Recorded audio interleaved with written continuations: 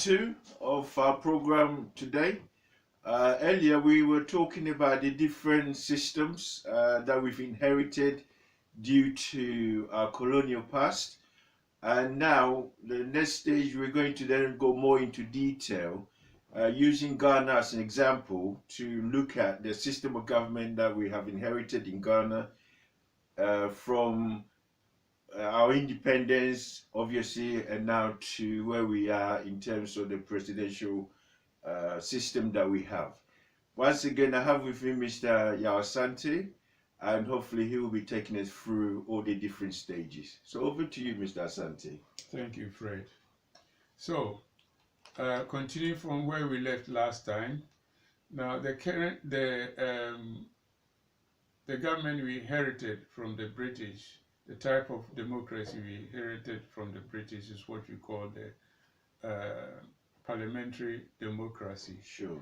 What it simply means is that it is the electorate or the people elect the ministers, or what you call ministers for parliament. And then we have a head of state. We have a head of state, and then we have a prime minister. So the head of state is the overall head of the state, and the prime minister is the minister who has all the ministers. So in that case, our head of state was the king or queen of England at the time, whereas our prime minister was Dr. Kwame Nkrumah. But when you go to July, up until July 1st of July 1960, we opted for what we call a republic, and then got the king of England or queen, the then queen of England, removed from the head of state. So it made us become a republic. And republics, we don't have prime ministers, we have presidents. So the prime ministerial post changed into a presidential post. Now, in the other form of democracy, then when we became a republic, our democracy changed into a presidential democracy. In a presidential democracy, we don't have a head of state. And the difference between the two is that in a parliamentary democracy, where you have a head of state, when you want to appoint a cabinet, you can only do so from the elected members.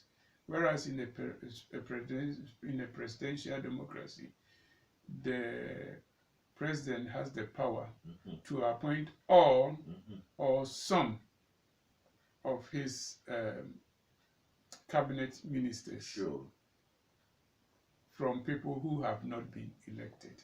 And that's the main difference between the two. But currently in Ghana, since independence, we've become presidential democracy. So with the presidential democracy, it means we have a president, and the president then elect from the people being voted, or is he able to just bring different people into his government? Yes, we have ways when we have a democracy.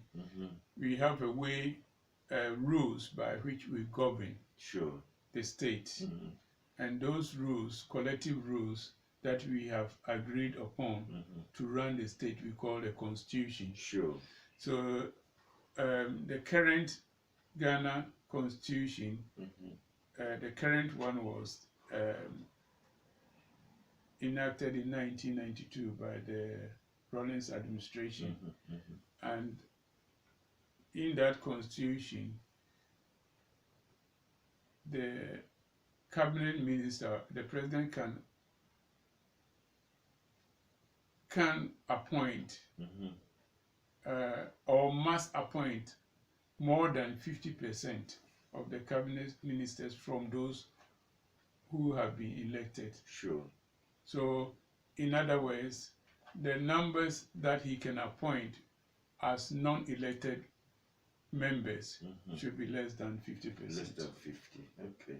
and this is a way to make room that there are check and balances, so that those who are appointed in the cabinet represent people who are actually chosen by the people, and not just by only. So in a democracy, the country is divided into constituencies, and each constituent covers a certain area, and then people present themselves to be ministers of that area. So the people in the area will vote for those people who present themselves, who are nominated, accepted to be voted. And then the one who wins now earns the title of a minister, and is then legally able to represent the people in that constituency in the parliament. So they become ministers of parliament. Now, so that in the end, we will have in Ghana, we have 275 constituencies. So we have 275 elected ministers going to the parliament. And then out of these ministers, the government, when forming his or her cabinet, will look at the various ministries, the number of ministries that is available in the country. For instance, if it's 20 ministries, we got like Ministry of Health, Education, and Finance, so on and so forth. If you tally them and they're about 20, then the government would form a government made up of that. In Ghana, currently, there tends to be between 20 and 25. So the 20, for instance, would be taken from the elected MPs, and the extra 5 would be those that are appointed by the government who are not actually elected by electors, and they form the cabinet, or in other words, also referred to as the executive committee. And these are the key members who will run the country. They were the ones who initiate anything they want to do for the country. But when they initiate it, they can't just go ahead and do it. They come with a proposal, this is what we think we want to do for the country, and they present it to the parliament. And then the parliament debates upon it. They look critically at it and debate its advantages, disadvantages, and rectify it until they all come to agreement. Either they should shelve it, that idea, or carry on with it in the rectified mode. You never get, it's very rare that you get proposal from the cabinet going to the parliament that is just accepted straight away and done.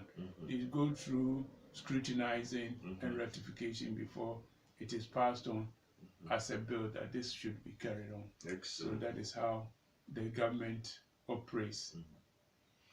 Okay, thank you very much for this segment. And I guess what we've now got is a picture of the kind of democracy that we practice, and also the type of government that African way has inherited, all link up to the colonial masters, if you like, that particular country has had through the partitioning of Africa.